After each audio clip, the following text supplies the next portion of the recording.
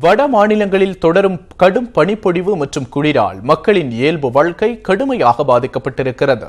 அடுத்த சில நாட்களுக்கு வட மாநிலங்களில் பரவலாக பனிப்பொழிவு தொடரும் என்று இந்திய வானிலை ஆய்வு மையம் கூறியுள்ளது. புத்தாண்டு தொடங்கி சில நாட்களே ஆகியுள்ள நிலையில் பல வட மாநிலங்கள் வெள்ளை பூமியாகவே உருமாறிவிட்டன. நிலத்துக்குள் வெள்ளைக்கடல் வந்துவிட்டதோ என்று எண்ணும் அளவுக்கு பார்க்கும் இடங்களெல்லாம் பனிப்பரப்பாகவே இருக்கின்றன. கடும் பனிப்பொழிவு மற்றும் குளிரால் அன்றாட பணிகளை மேற்கொள்ள முடியாமல் வீடுகளுக்குள்ளேயே மக்கள் முடங்கி கிடக்கின்றனர். ஜம்மு காஷ்மீர் மாநிலத்தில் பல ஆண்டுகளில் இல்லாத அளவுக்கு கடுமையான பனிப்பொழிவு நிலவி வருகிறது. பனியால் ஸ்ரீநகர் விமான நிலையத்தில் விமான சேவை பாதிக்கப்பட்டுள்ளது.